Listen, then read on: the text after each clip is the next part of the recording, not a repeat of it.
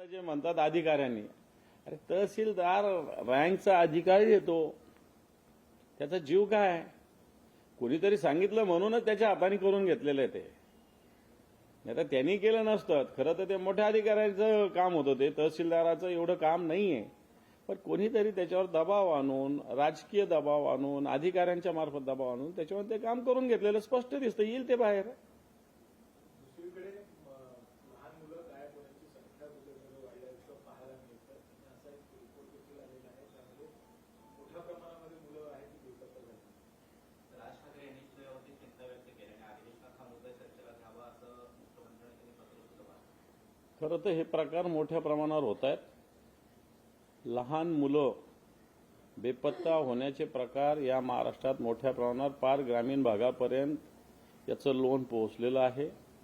शाळेत म्हणा, अन्य ठिकाणावर म्हणा, खाऊचं आमिष दाखवून म्हणा, काहीतरी आमिष दाखवून लहान मुलं पळवायचे, नंतर पालकांना फोन करायचे, असे सुद्धा प्रकार झालेले आहे.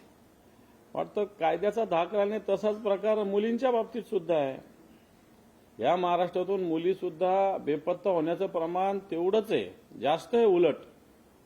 आणि त्यातल्या त्यात तरुण मुली, ज्या 15 ते 25 वयोगटातल्या मुली आहे, या बेपत्ता होण्याचं प्रमाण सुद्धा मोठं आहे. आपण लाडकी बहीण म्हणतो, स्त्रियांची सुरक्षितता हा विषय आपण चर्चेला जातो, परंतु ही सुरक्षितता आहे का? की 15 वर्षाच्या, 16 वर्षाच्या, 18 वर्षाच्या, 20 वर्षाच्या, 22 वर्षाच्या मुली मोठ्या प्रमाणावर बेपत्ता होतात आणि त्याचा शोध लागत नाही. आता मुख्यमंत्री याला उत्तर देतील, त्या रागाच्या भरात जात असतात, नंतर पुन्हा परत येत असतात. हे नेहमीचं उत्तर आहे. मुख्यमंत्र्यांचं हे नेहमीचं उत्तर आहे. बेपत्ता समजा 10 झाल्या तर त्यातल्या 5 वापस आलेल्या आहे, पण 5 कुठे गेल्या? 5 कुठे गेल्या हा प्रश्न आहे ना.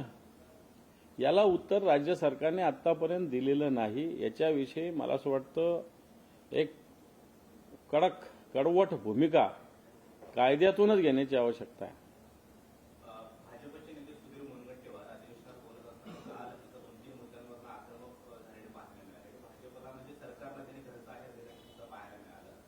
एका मंत्र्यांच्या अनुपस्थितीवरून त्यांनी म्हटलं, मंत्री जर सभागृहात उपस्थित राहत नसतील तर या मंत्र्यांवरती बिबटे सोडायला हवेत असं देखील ते म्हणाले. आणि घरकुलाचा मुद्दा मांडत असताना घरकुलासाठी जर 95 कोटी रुपये नसतील, अधिकाऱ्यांनी विहिरीत उडी मारून जीव द्यावा असं देखील त्यांनी म्हटलं. त्यांची आक्रमकता आता मागच्या काही दिवसापासून सातत्यानं जाणवली. सुधीर मुनगंटीवार तसं बघायला गेलं तर एक संवेदनशील नेतृत्व म्हणून बघितलं पाहिजे. पक्षातीत राहून जनतेचे प्रश्न मांडणं हे काम ते सातत्यानं प्रामाणिकपणे करतायत आणि मला वाटतं ती भूमिका त्यांनी मांडलेली आहे. त्याच्यामुळे याला फार काही सत्ताधाऱ्यांना त्यांनी आहेर मानला. मला असं वाटतं अशा पद्धतीनं सत्य बोलण्याची हिंमत सुद्धा सत्ताधाऱ्यामध्ये असली पाहिजे.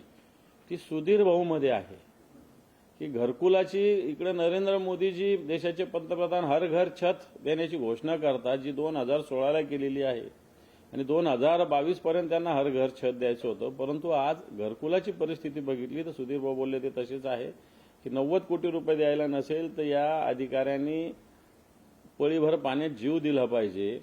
आता पळीभर पाण्यात अधिकाऱ्याने जीव देत असताना हे 90 कोटी आणायचे कुठून हे सुद्धा सुधीर भाऊंनी सांगायला पाहिजे होतं. आपल्या सरकारला ह्या गोष्टी सांगितल्या पाहिजे होत्या की अधिकाऱ्यांनी पळीभर पाण्यात जीव द्यायला. आता ते पळीभर पाणी सुद्धा अधिकाऱ्याला मिळेल का नाही मिळेल हा प्रश्न आहे. त्या सुधीर भाऊ अर्थमंत्री या राज्याचे राहिलेले आहेत. त्यांना ही सगळी पद्धती माहिती आहे. राज्य आता 9.5 लाख कोटीच्या कर्जामध्ये डुबलेलं आहे. 81,000 प्रत्येक माणसाच्या डोक्यावर कर्ज आहे या राज्याच्या, केंद्राचं वेगळंच. आणि अशा स्थितीमध्ये सुधीर भाऊनी आवाज उठवणं, मला असं वाटतं आता सुधीर भाऊ आवाज उठवत आहेत. मंत्री असताना आवाज उठवत नव्हते, ते या राज्याचे अर्थमंत्री राहिलेले आहेत. सध्या खाद्यपदार्थामध्ये मोठ्या प्रमाणामध्ये केमिकल्सचा वापर केला जातो. आता चक्क ब्रेडमध्ये देखील घातक केमिकल्स जे आहेत ते वापरले जातात आणि लहान मुलांना हे दूध आणि ज्या काही गोष्टी पुरवल्या जातात त्याच्यामध्ये डिटर्जंट टाकून दिल्या जातात असे प्रकार समोर आलेले आहे. मात्र सध्या देशात या खाद्याच्या सुरक्षेची व्यवस्थेवरती प्रश्न निर्माण होतात. काय लोकशाही मराठी ऐका, पहा, जागरूक रहा.